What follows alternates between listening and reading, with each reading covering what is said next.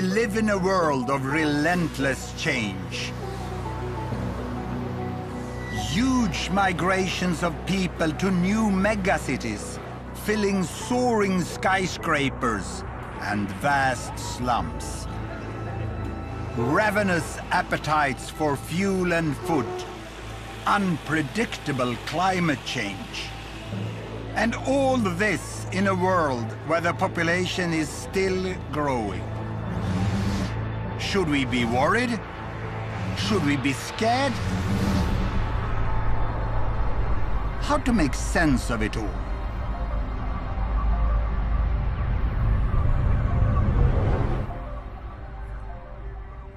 "7 billion people now live on this planet of ours. Isn't it beautiful?" But when some people think about the world and its future, they panic. Others prefer not to think about it at all. But tonight, I'm going to show you how things really are. My name is Rosling. I'm a statistician at... No, don't switch off. Because with the latest data from all countries, I'm going to show you the world in a new way. I'm going to tell you how world population is changing and what today's data tell us about how the future of the world will be. We undeniably face huge challenges. But the good news is that the future may not be quite as gloomy and that mankind already is doing better than many of you think.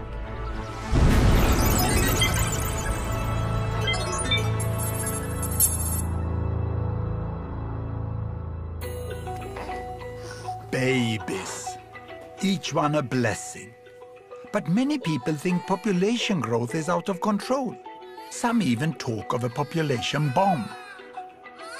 Are they right?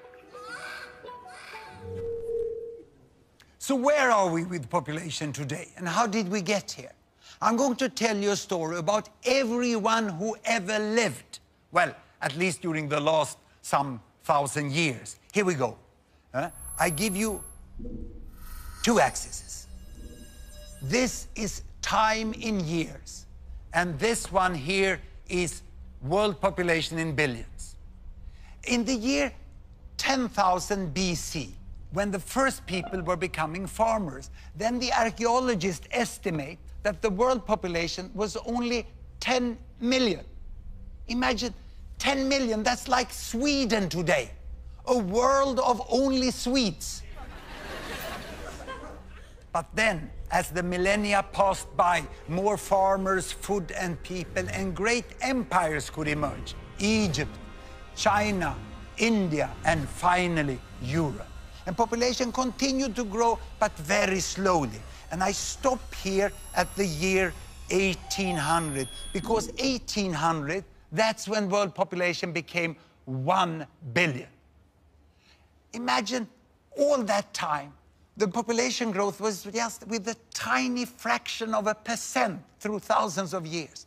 But here, 1800, with the Industrial Revolution, everything changed, and population started to grow faster. In little more than 100 years, it reached 2 billion. And then, you know, when I was at school, it was 3 billion. And many people said, the planet cannot support more people. Even experts said that. But what happens was this, you know, we became 4 billion, 5 billion, 6 billion, 7 billion. Imagine, more than half of the world population have been added during my lifetime. And the number is still rising. Most of the population growth in recent years has been in Asian countries, like here in Bangladesh, where the population has tripled during my lifetime, from 50 to more than 150 million.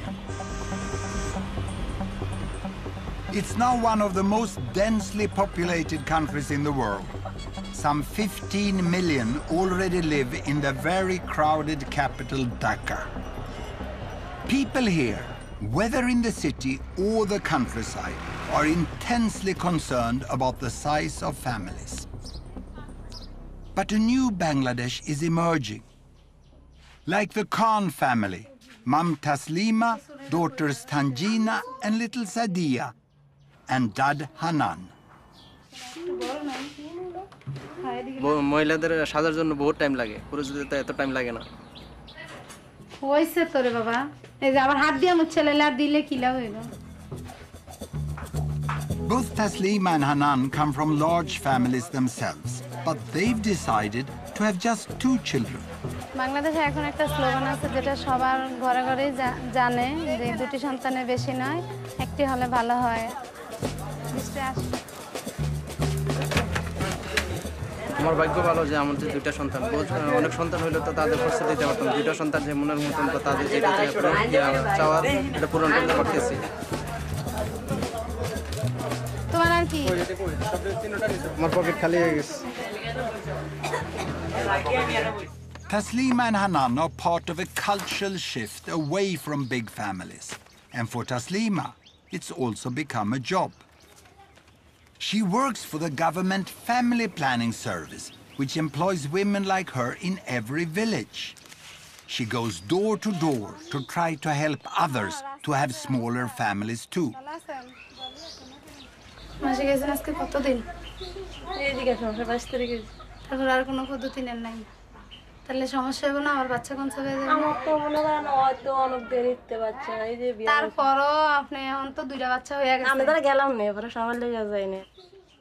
Taslima offers advice, moral support, and most importantly, a range of contraceptives. এগুলো condom. আপনি তো 3টা মেয়ে, এখন আর বাচ্চা নেবেন? বাচ্চা জন্মদান করার হয়েছে আপনি, আপনার বাবা জানবে কেনা? কষ্ট তো আপনার করতে হয়, কষ্ট তো আর বাবা করে না। কষ্ট কে করে? কষ্ট করলাম, হে যদি ফুলতে লেগেই করে তা আমার কিছু করার আছে? পিল দিয়ে দেই, মাসিক হওয়ার সাথে সাথেই খাওয়া শুরু করবে।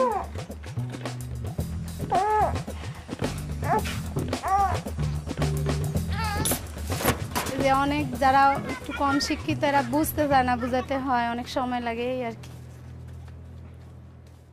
So how successful has Taslima and Bangladesh been in reducing fertility rate? That is, number of babies born per woman.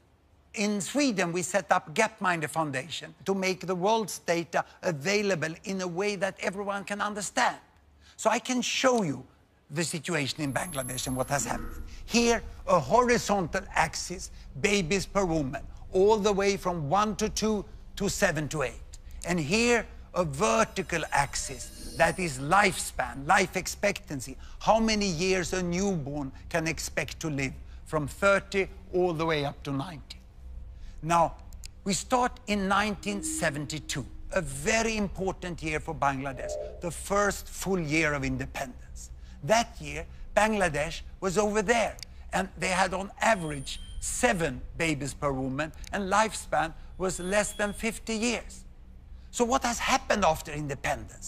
Have life become longer in Bangladesh? Have children become fewer? Here is the data. I start Bangladesh. Indeed, you know, life is getting longer and babies fewer, 6, 5, and life even longer, 4, 3, and they land now almost to 2. It's 2.2, and the lifespan is 70. It's absolutely amazing. In 40 years, Bangladesh have gone from 7, 6, 5, 4, 3, 2. It's a miracle that has happened in Bangladesh. But is it only in Bangladesh? Well, I'll show you the whole world. I will go back 50 years in time to 1963. Here are all the countries. And these green ones is America, North and South. The yellow ones is Europe, East and West. And blue is Africa, North and South of the Sahara. And red is Asia, and we include Australia and New Zealand.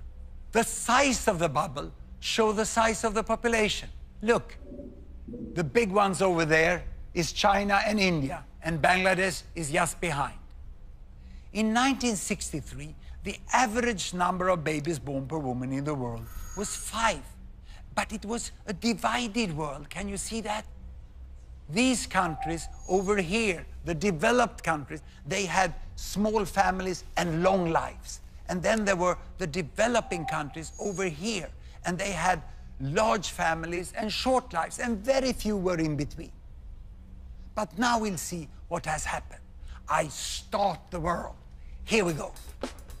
And you can see that China is getting, the big bubble is getting to better health, and then they start family planning, they move along to smaller families, and the big green, look at Mexico. Mexico is coming there, and this is Brazil also, the green in Latin America, and here India is following. India is following. The big red bubbles are Asian countries going this way. Many Africans are still with many babies born per woman, and then Bangladesh over there overtakes India on its way to the small family, and now almost all go up to this bubble. Even Africans start to move. Ooh, that was the earthquake in Haiti. And now everyone ends up there. What a change we have. Today, you know, in the world, the average is 2.5. Imagine, you know, it used to be 50 years ago 5, and the world has changed. The average number of babies born per woman have gone from 5 to 2.5, and it's still decreasing. What a big change. People would think that Bangladesh and countries like that is some sort of epicenter of a population bomb. They couldn't be more wrong. To me, health workers like Mrs. Taslima and their colleagues, who have taken their countries from this side all over in a few decades to much better health and small families, they are the heroes of our time. It's an amazing change that has happened. We no longer live in a divided world. But how much do people know about this amazing change? At Gapminder, we not only show data, we also measure how much people know or don't know about the world. So we did a first survey in Sweden. The results were depressing. So we did our second survey in Britain.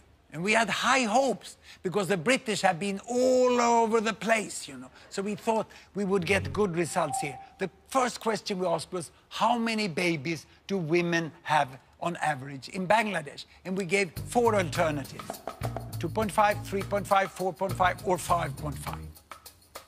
This is the result of the British survey.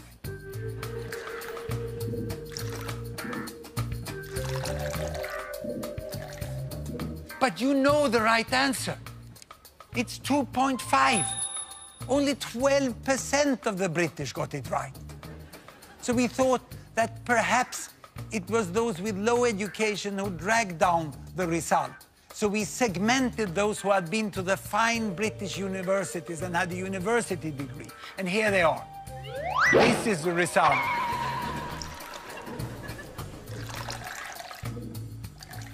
If anything, worse. So now you may conclude that the British lack knowledge about the world. What if I would have asked this chap and his friends? I would have written the different answers on bananas and let them pick 1 banana each, you know. This result I would get. Of course, chimps know nothing about Bangladesh.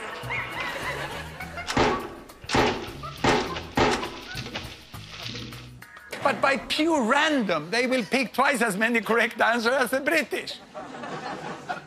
And of the British, you know, more than half of the British people think it's 4.5 or more. The problem here is not lack of knowledge, it's preconceived ideas. The British cannot even imagine, cannot even guess that women in Bangladesh have 2.5, and you know it's really 2.2 already. This is what the Brits don't know, that Taslima and her family are the norm in Bangladesh today, the most common family size. And it's not only there, it's all over the world. In Brazil, 2-child families. Vietnam, 2-child families. And even in India, the most common family size is 2 children today. And also, if you go to the African continent, you go to the big cities here, Addis Ababa, you have less than 2 children per woman today in Addis Ababa. There can be Muslim, Buddhist, Hindu, Christian. There's not one religion, not one culture, not one continent where 2-child families cannot happen. This change from big families down to 2-child families is one of the most important things that have happened in the world during my lifetime. It's unprecedented in human history.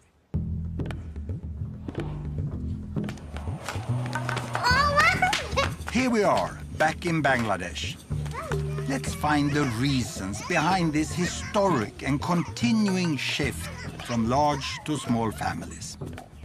Almost all girls in Muslim Bangladesh, like 15-year-old Tanjina, go to school today. The government now even pays families money to keep their daughters on at secondary level. At Tanjina school, boys are now outnumbered by girls. এটা কি পরিবার? এদের খাদ্যের অভাব হবে?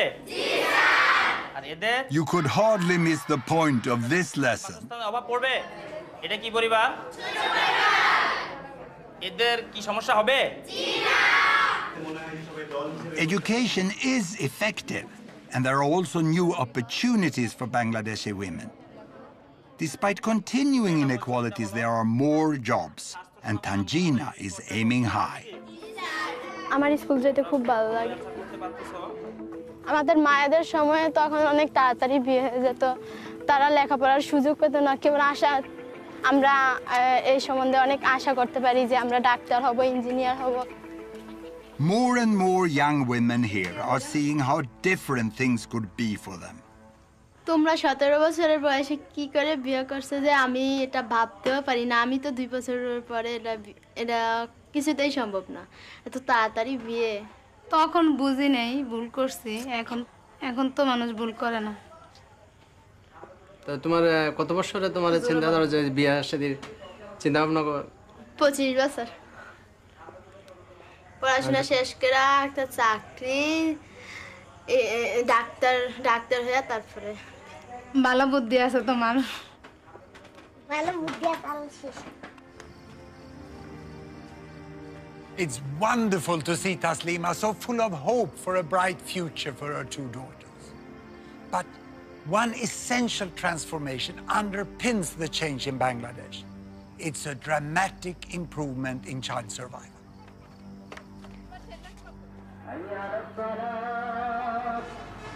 It's Ramadan, the Muslim month of fasting and reflection. At this auspicious time, Hanan is helping his parents to tend the family graveyard. 3 of Hanan's siblings died when they were very young. They are buried here.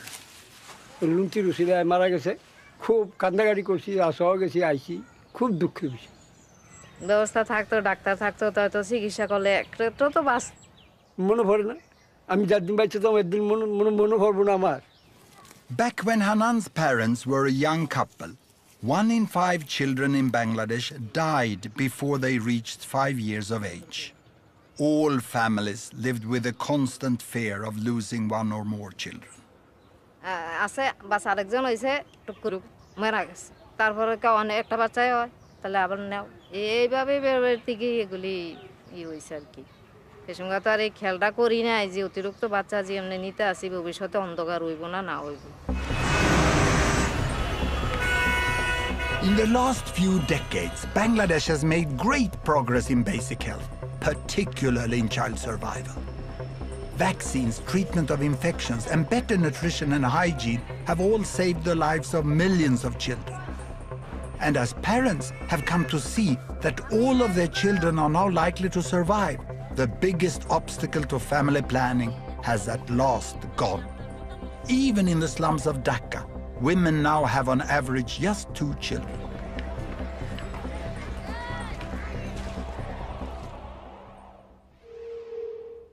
Child survival drives everything. Let's go back into history. Why did the world population grow so slowly before 1800? Well, throughout history, all historical records show us that on average, 2 parents got more or less 6 children. But that looks as a very fast population growth. So why didn't it grow? Because 1, 2, 3, 4 of the children died before growing up to become parents themselves.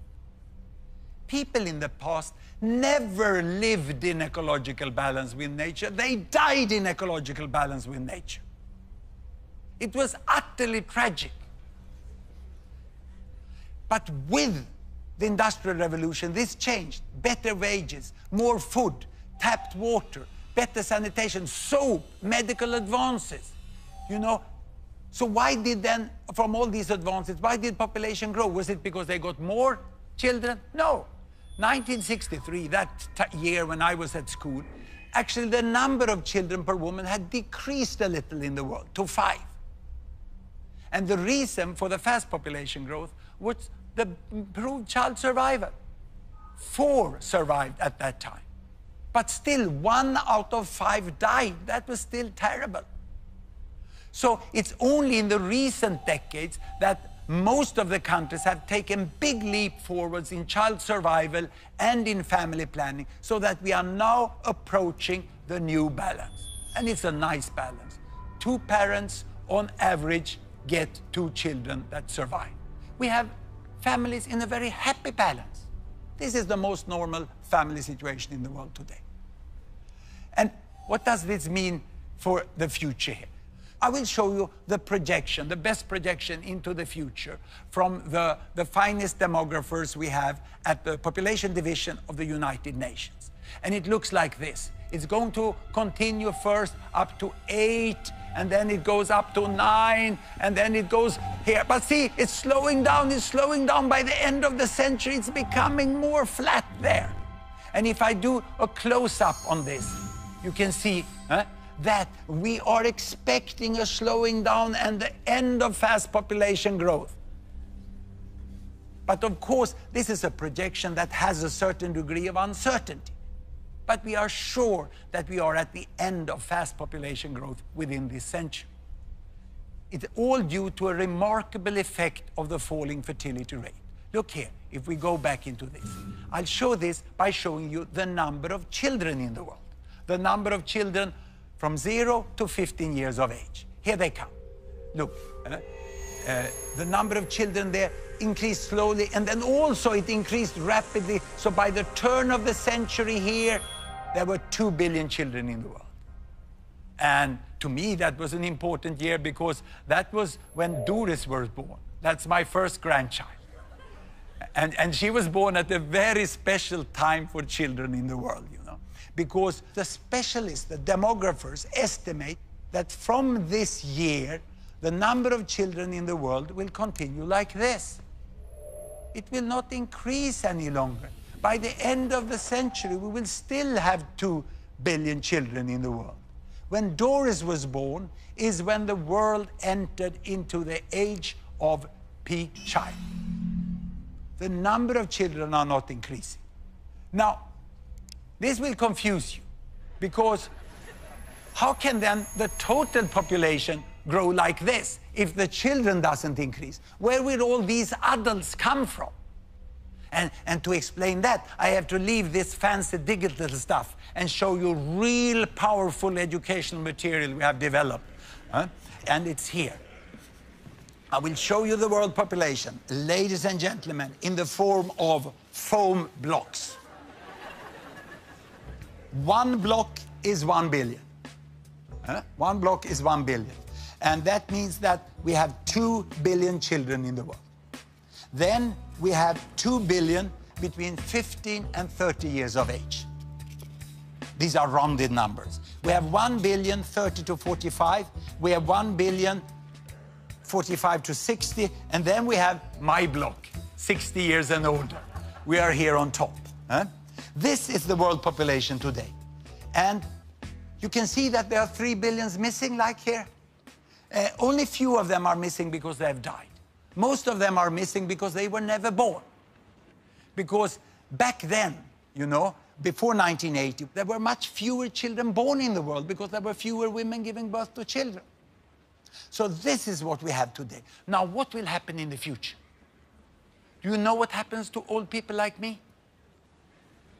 They die. Yes. There was someone here who works in hospitals. Yeah? So they die.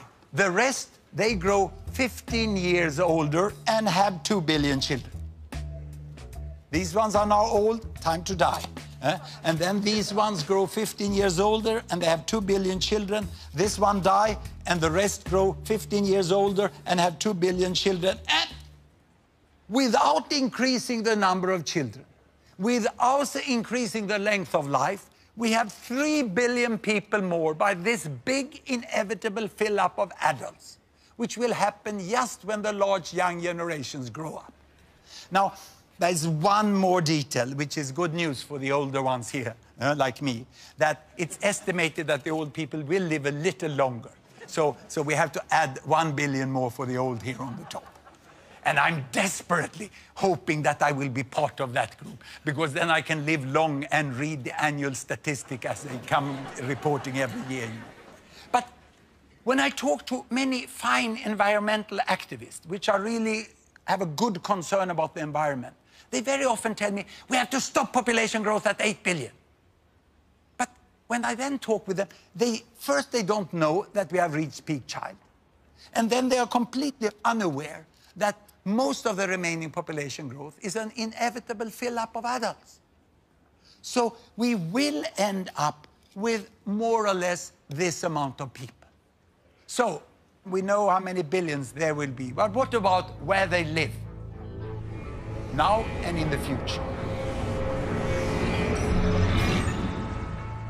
There you have the world, and here are the 7 billion. Now, out of the 7 billion, 1 live in the America, North and South together. 1 in Europe, 1 in Africa, and 4 in Asia. So this is now, but how to remember this? I have a very simple way of remembering this. I put up the numbers like this, and then I say, this is the PIN code of the world, 1114. Now, what will happen up to mid-century? That we know fairly well. Europe, no increase. In fact, the European population is decreasing. In America, a little more people, mainly retired people in Latin America, so it makes no difference. It's more or less the same. In Asia, we will have 1 billion more. And then the population growth in Asia is over. In Africa, in the next 40 years, the population will double to 2 billion. Now, to the end of the century, well, we know quite well, no more people in Europe, no more in America, no more in Asia, but Africa is set, as we have data today, for another doubling. So there will be 4 billions in Africa. The 2100, and probably the final PIN code, will be 1145. So in 2100, there will be quite a different world. The people who live in what I call the Old West, in West Europe and North America, will by then be less than 10% of the world population. 80% of the world population will be living in Asia and Africa. But will there be resources enough to sustain them? Well, this will be a huge challenge, and nothing will come automatically.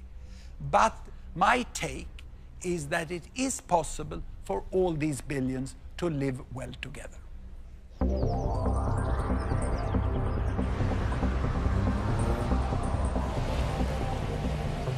Certainly, it's easy to see the potential for a prosperous and peaceful Asia with 5 billion people. Japan, South Korea, and others are already rich. Following them on the road to wealth are larger and larger parts of China, India, Indonesia, and many other Asian countries. Even in poorer Asian countries, more and more are getting a decent life. But what about a future Africa of as much as 4 billion? Won't most of them be living in terrible poverty? I have seen extreme poverty in Africa. 30 years ago, I spent the 2 most intense years of my life working as medical doctor in one of the poorest countries, Mozambique, on the east coast of Africa. Mozambique had just become independent after a long war against the colonial power Portugal. And my job was to be one of 2 doctors, we were both foreigners, for 300,000 people. And this was the hospital. My wife was also there working as a midwife. This is the entire staff of the hospital. Those with white coats had the chance during the colonial period to get the professional training of at least 1 year. The others, many of them, couldn't even read and write. But they all worked with such dedication and motivation. But the patients came with the worst diseases of extreme poverty, and our resources were often not enough. And especially my skills as a young doctor did not meet the need of the patients. Mozambique is still today a very poor country. But things have improved immensely since I was there 30 years ago.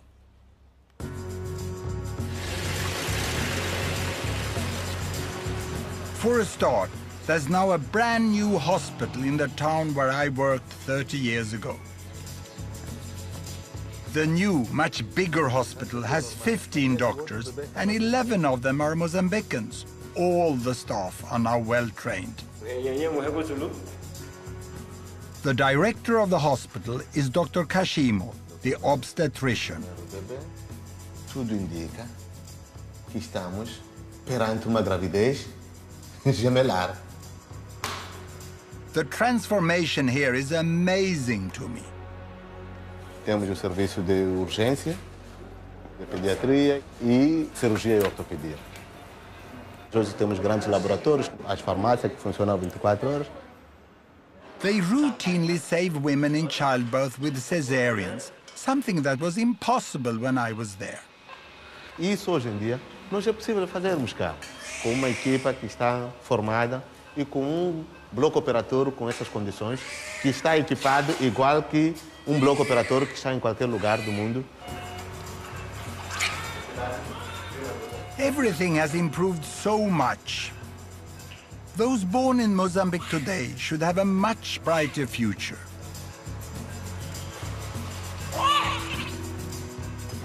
Not just because of better health, but a booming economy too, with busy ports and markets, and new industries with lots of new jobs.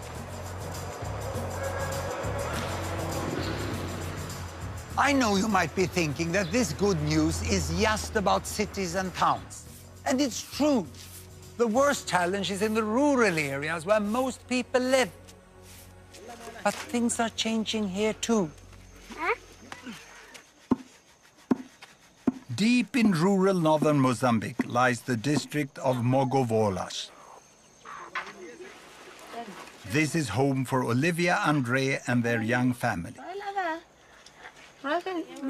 Like so many other poor people in the world, Olivia and Andre are farmers, reliant on what they grow for what they eat.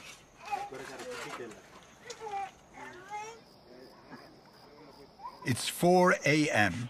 and the day's tasks beckon. Andre heads straight to the fields. Olivia first goes to fetch water. Both have to walk miles to get anywhere. Well, okay, kastara ora bili. Hey, kapanya tu water sa.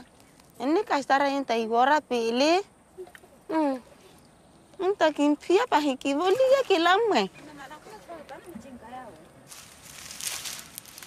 With no other means of transport, everything has to be carried.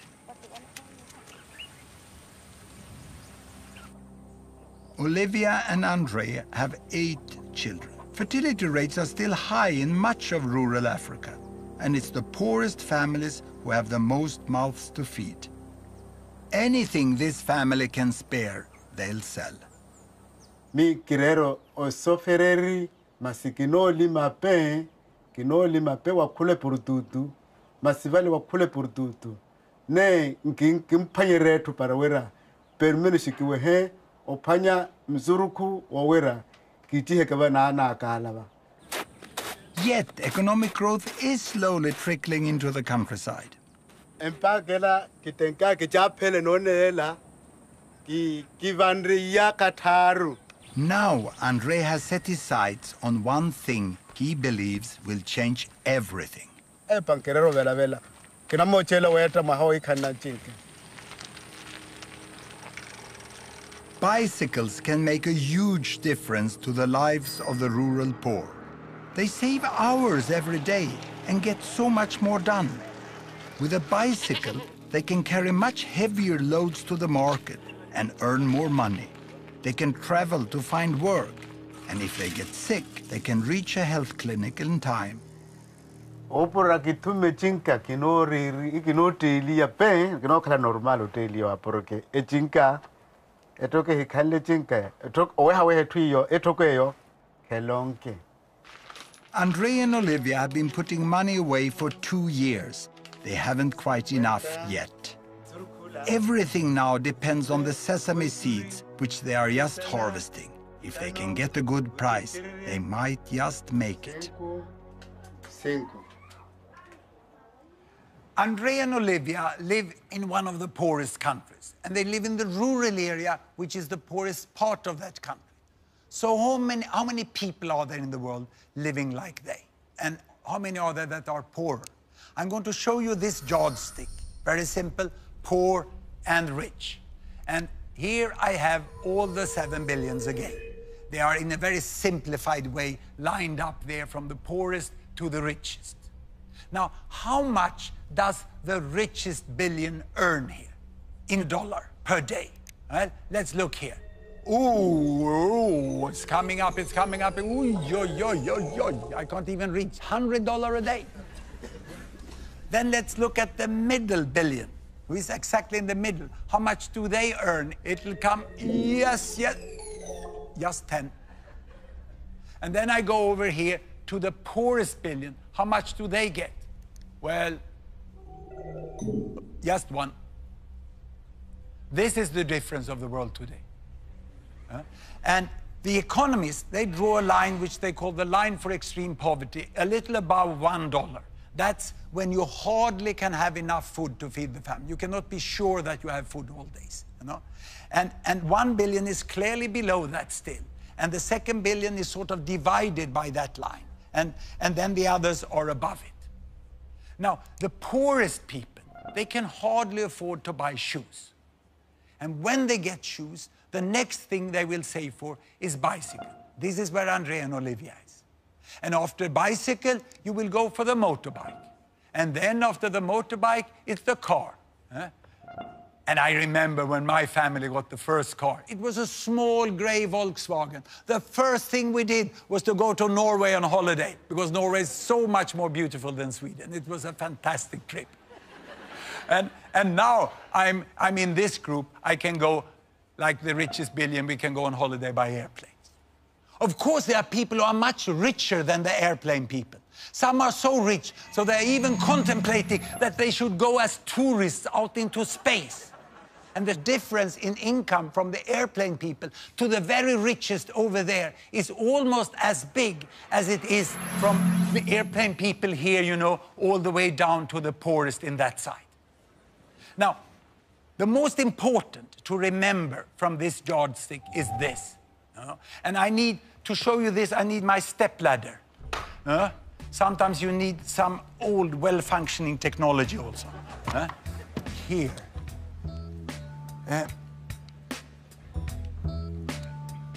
I can only reach up. Here they are. Now I'm at the top. The problem for us living on $100 a day is that when we look down on those who have $10 or $1, they look equally poor. We can't see the difference. It looks as if everyone is living on the same amount of money. And they say, oh, they are all poor. No, I can assure you, because I've met and talked with people who live down here, and I can assure you that the people down here, they know very well how much better life would be if they would move from $1 to $10, 10 times as much income. This is a huge difference, you know. And to understand this, this is what Olivia and Andre is trying to do now. Each little step they take along this line here, you know, from the shoes towards the bicycle, small as it may seem from far distance, make a huge difference in their life.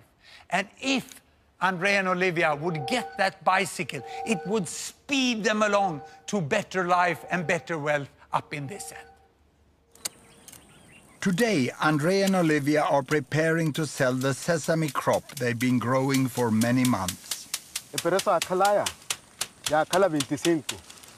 Masintano va, o cala un poco normale, only toma 40, 45. But Andrea and Olivia will have to be careful if they are to get paid the proper price. No kala no shuti hiya twale, to kwale venda ya ro kunyale iwe. Bali balansa tsa bale water wa no ro bale tsoli kana. Aha na thukwa ka shininya le bantsuwela ya vo. Akora pizari 10 kilo. Male nro kuma ba balansa mbale hiye ni pizza ndri. Balansa hu. Enro kuma bale 30 awoito. Andre is going to do the selling. And for the last time, he hopes, he has to get help to transport the crop to market. Andre now needs to keep his wits about him.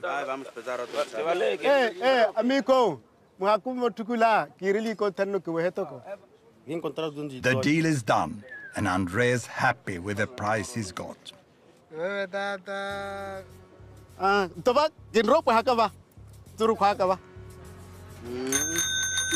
It's the moment the family have worked so hard for. Hola. Yaroa. Hola. Yaroa.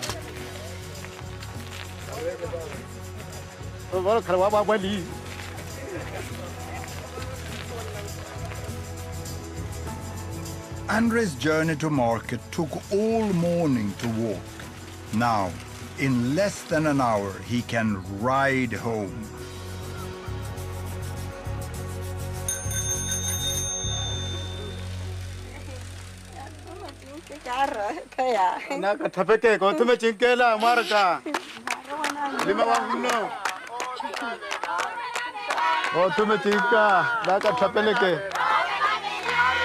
The bicycle is put to use at once. The children fetch water with it. Andrea carries more crops to the market. And just as importantly, Olivia and Andrea can now easily reach their lessons for adults so they can learn better maths and how to read and write.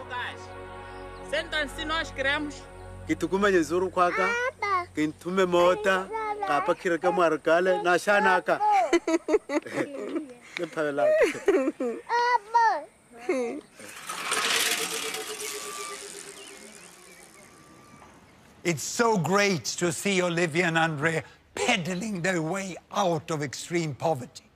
And they use the bicycle to go to literacy classes. Education is so important for the progress of people and nations. But how many know what has really happened with education in the world? Time for the Great British Ignorance Survey again. Here we go. We asked what % of adults in the world today are literate, can read and write. Can I ask the audience? How many guess 20%? Hands up. 40%? 60%? And 80%? This is the result of the British sample.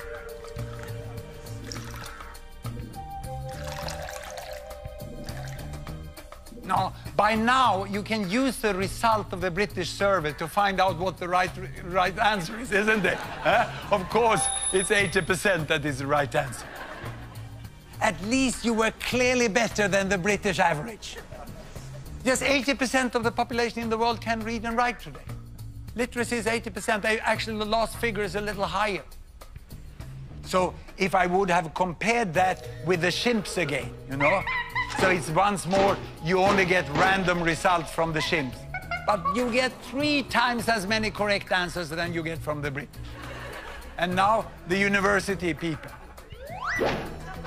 Perhaps they know this, or even worse. What on earth are they teaching at British universities? The common view about the world is outdated with several decades. The media have missed to communicate it.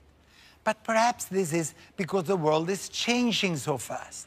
Ladies and gentlemen, I'm going to give you my all-time favorite graph. I'm going to show you the history of 200 countries during 200 years in less than 1 minute. I have an axis for income. I have an axis for lifespan. I start in 1800 And there are all the countries. And back in 1800, everyone was down in the poor and sick corner. Can you see? Low lifespan, little money. And here comes the effect of the Industrial Revolution. Of course, the countries in West Europe, they are coming to better wealth, but they are not getting much healthier in the beginning. And those under colonial domination doesn't benefit anything in there. They remain there in the sick and poor corner. And now health is improving, health is slowly improving here. It's getting up here, and we are coming into the new century and the terrible First World War, and then the economic recession after that, and then the Second World War. Ooh. And now, independence. And with independence, health is improving faster than it ever did in other countries here. And now starts the fast economic catch-up of China and other Latin American countries. They come on here, you know, and India is following there, and the African countries is also following. It's an amazing change that had happened in the world.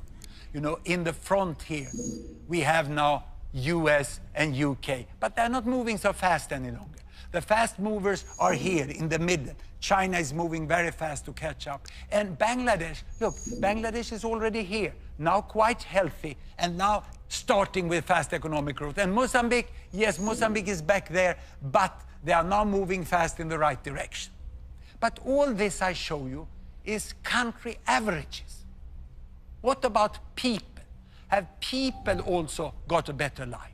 I'm now going to show you something which makes me very excited as a statistician. I'm going to show you income distribution, the difference between people.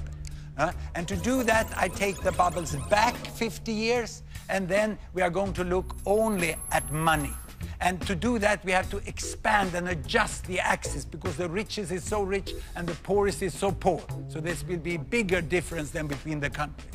And what we do now is that we let the country fall down here, this is United States, and spread to show the range within the country. And I take down all the countries in the Americas. And now you can see from the richest person to the poorest person. And the height here shows you how many there are on each income level. And now let's take down Europe. And on top of that, I'm going to put Africa. And finally, the region with most people, on top of everything, Asia. Now, in 1963, the world was constituted by two humps. First, the richest hump. It's like a camel, isn't it? The first hump here with the richest is mainly Europe and the Americas. And the poorest hump over here is mainly Asia and Africa. And the poverty line was there. Can you see how many people there were in extreme poverty 50 years ago? And most of them were in Asia. And people were saying Asia will never get out of poverty. Exactly as some people are still saying about Africa today. Now, what has happened? I start the world.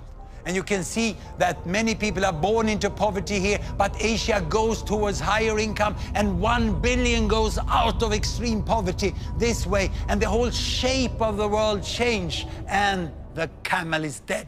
It's reborn as a dromedary. And what you can see here, you know, is the variation from the richest, that is most people in the middle.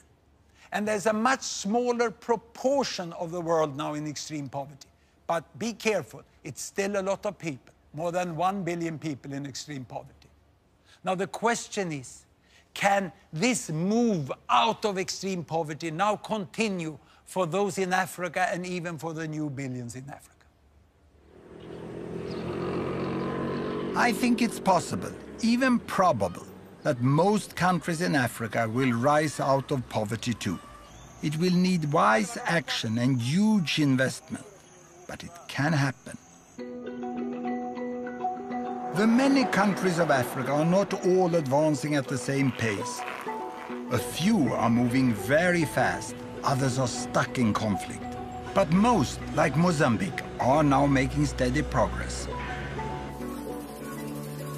And what about feeding all the new African people in the future?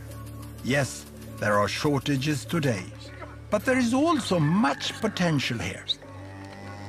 Agricultural yields in Africa are just a fraction of what they could be with better technology. And Africa's rivers are barely tapped for irrigation. One day, Africa could hum with combine harvesters and tractors and grow food for many more billions. And please, don't imagine it's just me who thinks Africa can make it. The United Nations is about to set itself a new official goal, eliminating extreme poverty within 20 years. Everyone understands it's a huge challenge, but I seriously believe it's possible. Imagine if that would happen.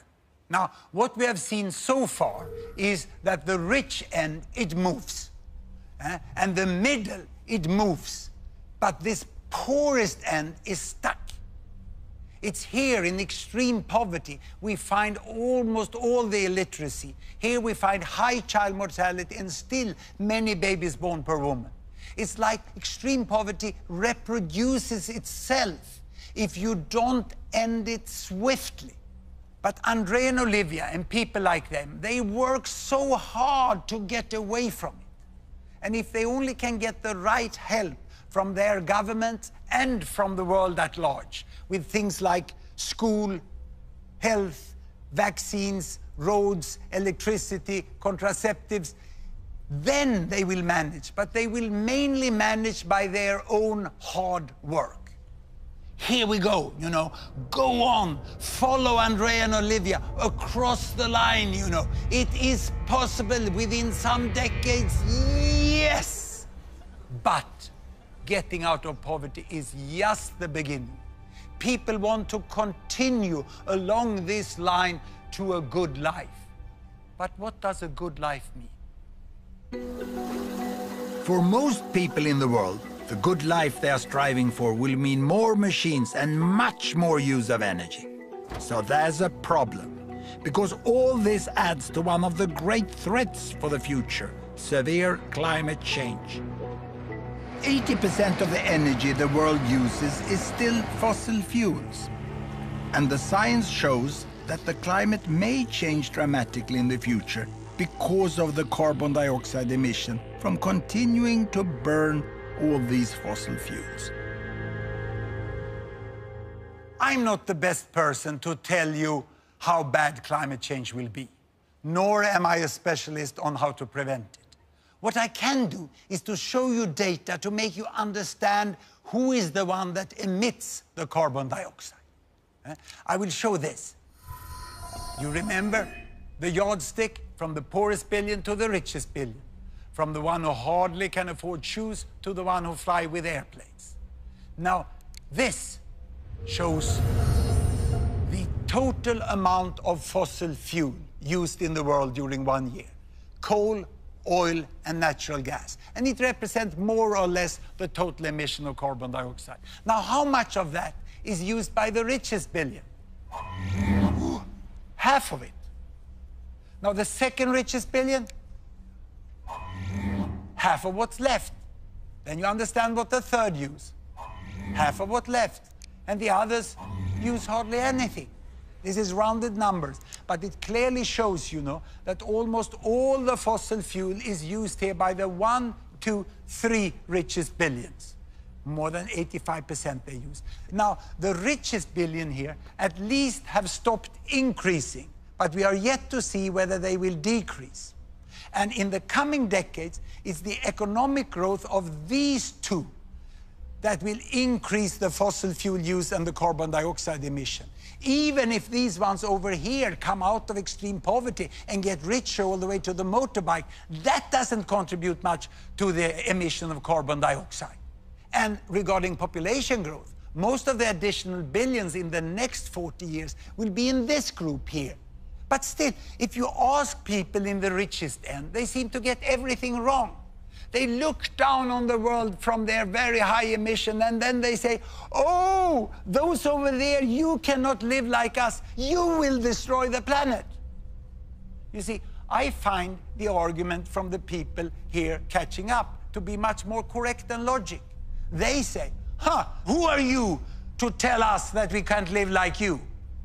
You better change first if you want us to do it differently. There are many essentials to having a good life that billions in the world do not yet have. Andreas village and house, and so many like them, don't even have electricity. Mozambique has huge coal reserves. And if it and the other poorest countries build affordable new power stations burning coal for electricity and industry, I don't think anyone who emits more carbon should interfere. Now, what I'm going to do is ask you 2 questions that I often ask my Swedish students. The first one is this: how many of you have not traveled by an airplane this year? Quite a few can do without flying. So the next question is, how many of you have stayed away from washing machines and you have hand washed all bed sheets, clothes and laundry during the last year? I thought so. No one. Everyone who can afford use washing machine, even the hardcore in the environmental movement. And I still remember the day when my family got the washing machine. It was the 1st of November, 1952. Grandma was invited to be the first to load the machine. She had hand washed her entire life for a family of 9. And when she loaded the machine, she sat down on a footstool and she watched the entire program during 1 hour. She was absolutely mesmerized. For my mother, it also meant a lot of more free time to do other things. She could read books for me. I think that's what made me professor. No wonder we said, thank you, steel mill, thank you, washing powder factory, thank you, electrical power station. Now, when thinking about where all this leaves us, I have just one little humble advice to you. Beside everything else, look at the data. Look at the facts about the world, and you will see where we are today and how we can move forwards with all these billions on our wonderful planet. The challenge of extreme poverty have been greatly reduced, and it's for the first time in history within our power to end it for good. The challenge of population growth is in fact already being solved. The number of children have stopped growing. And for the challenge of climate change, we can still avoid the worst. But that requires that the richest, as soon as possible, find a way to set their use of resources and energy at a level that step by step can be shared by 10 billions or 11 billions by the end of this century.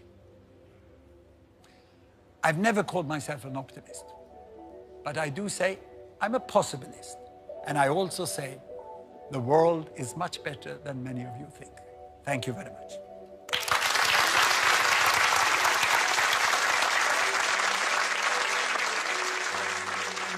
To test your own assumptions about the world and to explore the issues behind the numbers, go to bbc.co.uk/don'tpanic, where you will find links to the Open University's free learning website, Open Learn. You'll also find links to Gapminder, where you can explore all the data and its sources.